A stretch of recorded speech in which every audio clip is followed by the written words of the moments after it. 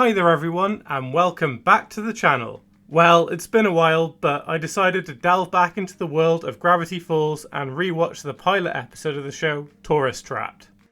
So the episode opens in a strange way, with both a flash forward to establish plot and chaos, while Dipper also explains how he and his sister came to be in Gravity Falls for the summer.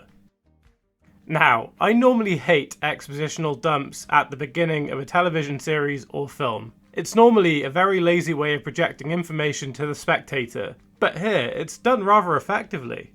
This one isn't so much of an origin story. Yes, the plot does introduce the world building and characters, but the majority of the episode doesn't have the characters travel to Gravity Falls. Which is fine and arguably better than just beginning with Dipper putting up signs for Grunkle Stan. While the flash forward to the action in the cart is a good way to capture the audience's interest. Having that scene cut to the opening credits will leave the spectator with questions and wanting to watch more. It's a very effective hook for a cartoon like this, and it's honestly something I think more shows should do, especially at the beginning. However, I think it would fall flat if they tried to do this for every plot in the show.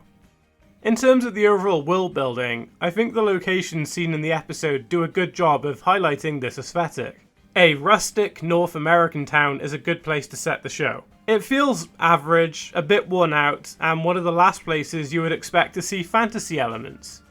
It's one of those where, at first glance, it seems like the last place you would want to go on holiday. It's gritty and kind of unpleasant, but those more supernatural creatures weave new life into this desolate location, and the two mesh together phenomenally.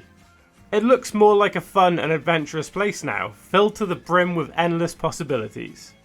Even the more serialized elements are established well here. Take the diary for example. Dipper just stumbles across it by accident. It's hidden away behind a trap door that anyone could find.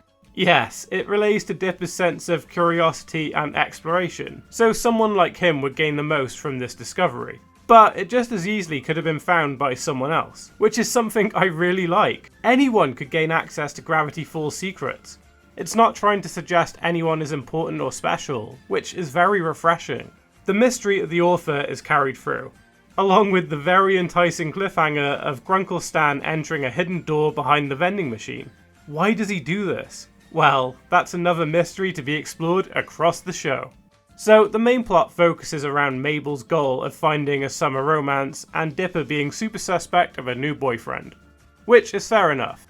Norman is creepy. The design is off-putting in the best possible way.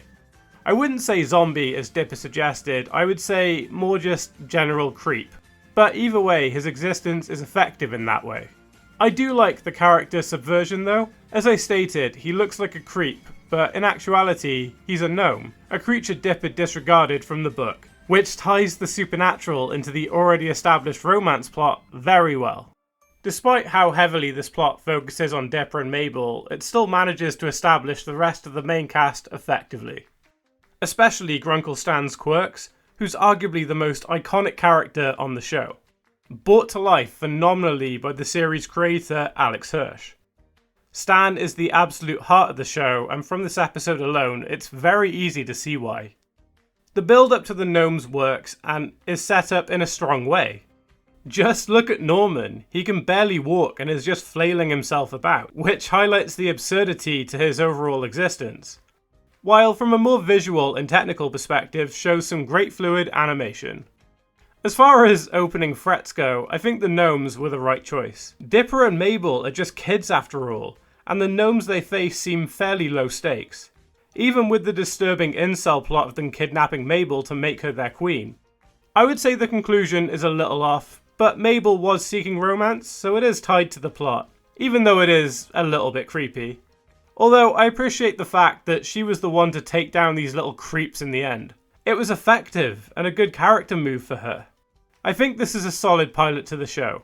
It was able to tell its own self-contained plot and coherently set up lots of threads going forward. It introduced the core characters organically and introduced the audience to this slightly absurd setting.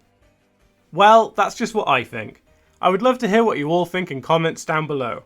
If you enjoyed what you saw, then could you please hit that like button and subscribe? It will really help my channel continue to grow.